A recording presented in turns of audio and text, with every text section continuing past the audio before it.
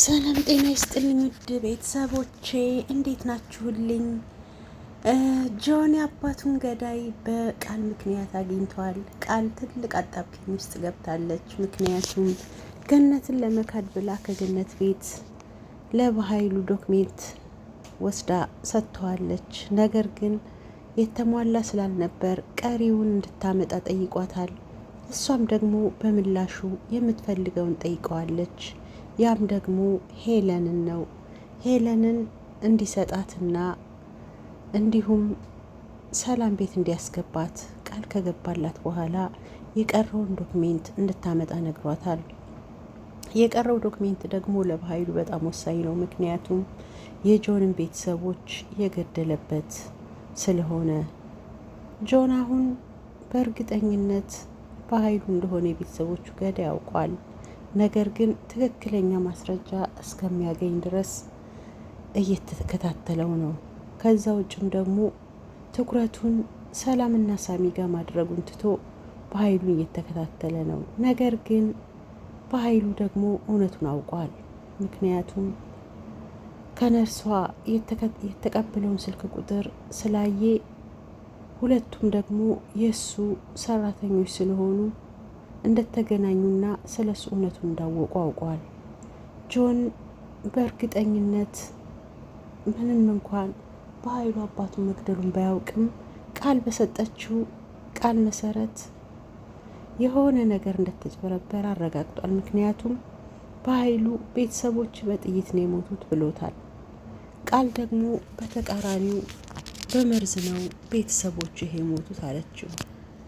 ይህ ማለት እየተዋሸ እንደሆነ በእርግጠኝነት አረጋግጧል። ግን እውነቱ ምንድን ነው የሚለውን ለማጣራት አሁንም እየተከታተለ ነው።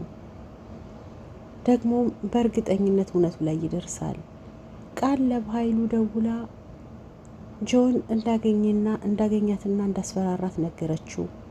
እናም ይሄንን በሚያወሩበት ሰዓት ጆን በርቀት ሆኖ እያየ ስለነበር በእርግጠኝነት ስለሱ እንደሚያወሩና ቃል እንደሆነችም አውቋል። እናም ደግሞ በኃይሉ ላይ ያለው ፍርሃት፣ ስጋትና ጭንቀትን ሲያይ በእርግጥም ቤተሰቦቹን የገደለው በኃይሉ እንደሆነ 100% እርግጠኛ ሆኗል። እናም አሁን ጆን ትኩረቱን በሙሉ በኃይሉ ላይ አድርጎ የቤተሰቦቹን ገዳይ ለመበቀል ዝግጅቱን ጨርሷል። በኃይሉ ደግሞ ሄለንን አግቶ ለቃል አምጥቶላታል። ቃል መቼም ቢሆን ሰው የማትሆን ከሰውነት ተራ የወጣች ሰው አሁንም መልሳ ካደች። የቀረውን ዶክሜንት ለማምጣት ወደ ገነት ቤት እንደሄደች የገነት ጓደኛ ሳታስበው ደርሳ ዶክሜንቱን ተቀብላታለች። ቃል አሁን ወይም ሰላም ጋር አልሆነችም፣ ክዳ ለመጨረሻ ጊዜ አሁን ከገነት ቤት ትባረራለች። ቀጣይ ደግሞ በኃይሉ ደግሞ ይገላታል። ምክንያቱም ያ ዶክሜንት ለሱ የሞትና የሽረት ጉዳይ ነው። ከሁለቱም ወጥታ ሜዳ ላይ ቀርታለች። ብሌንሻ ወደ ገነት ቤት እየወሰዷት ቢሆንም ነገር ግን እሷ ወደ ሰላም ቤት ነበር መምጣት የምትፈልገው። ምክንያቱም ሰላም ቤት እጅግ በጣም የምትወዳቸው ሁለት ሰዎች አሉ፣ ሰላምና ሳሚ። ሳሚ በእርግጥ እንደ እብድ አድርጎት ነበር። ምክንያቱም በእንደዚህ አይነት ሁኔታ ያለች ብሌንን ተለይቶ መኖር ለሱ ከባድ ነበር። ምንም እንኳን እሱን ገዳይ ወይም ሌላ ነገር ብለው ቢጠረጥሩትም ነገር ግን እሱ በብሌን አይደራደርም። እናም ዳግምም አንድ ጥሩ ነገር ሰርቷል። ምክንያቱም እናቱን የብሌንን ፍላጎት እንድታሟላ ጠይቋታል። ብሌንም ወደ ሰላም ቤት መምጣት እንደምትፈልግ ስለተናገረች ሰላም ቤት መጥተዋል። ከዛም ሳሚ ያመጣው ሀሳብ እጅግ በጣም አሪፍ ከመሆኑ የተነሳ ዳግም ራሱ ሳሚን እንዲያደንቀው አድርጓል። ሳሚ የብሌን የደስታ ምንጭ። እናም የሰላምን ልደት ለማክበር አስመስለው አሪፍ የሆነ ዝግጅት አዘጋጅተው ብሌንን ዳግም ፈገግ እንድትል አድርገዋታል። ይሄ ደግሞ እድሜ ለሳሚ። ዳግምም ቢሆን ምንም እንኳን እውነቱ ቢያመውም የሳሚን መልካምነት ግን መቀበል ችሏል። እና አሁን ይሄ ቤት እንግዲህ እየተቀጣጠለ ነው። ብሌን ደስተኛ ናት። ሳሚም ቢሆን ብሌን ጋር ስለሆነ ደስተኛ ነው። ዳግም ግን ምንም እየተመቸው አይደለም።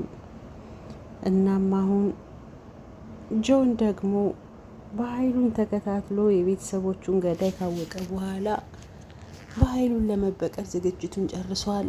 ሰላምና ሳሚን በከንቱ እንደሆነ እስካሁን ያሰቃያቸው ገብቶት ጆን እየተጸጸተ ነው። እናም ቃል ደግሞ አሁን ጓደኛዋን ለሁለተኛ ጊዜ አሳግታ ልትበቀል ነው። ነገር ግን በኃይሉ ይሄን ሁሉ ነገር ያደረገላት ያንን የጆንን ቤተሰቦች የገደለበትን ዶክሜንት ሰጠኛለች ብሎ ነው። ዶክሜንቱ ግን ከገነት ጓደኛ ጋር ገብቷል። ቃል አለቀላት። የመጨረሻዋ ደረሰ። በኃይሉም ቢሆን እንደዛው ኋለኞቹ ፊት ይሆናሉ አይደለም የሚባለው። ውድ ቤተሰቦቼ እንግዲህ የዛሬው ዝግጅቴን እዚህ ጋር ጨርሻለሁ። በቀጣይ በአዲስ ቪዲዮ ተመልሼ እስከማገኛችሁ ድረስ መልካሙን ሁሉ እየተመኘሁላችሁ፣ ለዚህ ቻናል አዲስ ከሆናችሁ ሰብስክራይብ እያደረጋችሁ የደወል ምልክቷን እየጫናችሁ ሀሳብ አስተያየታችሁን በኮሜንት እየጻፋችሁ አብራችሁን ቆዩ። ስለምትከታተሉኝ እንዲሁም ስለምታበረታቱኝ እጅግ በጣም አመሰግናለሁ። ውድ ቤተሰቦቼ ለእናንተ ያዝናናሉ፣ ያስተምራሉ ያልኳቸውን ጥሩ ጥሩ ፕሮግራሞች ይዤላችሁ እመጣለሁ። ለዛሬው ግን እዚህ ጋር ልሰናበታችሁ። ባይ ባይ።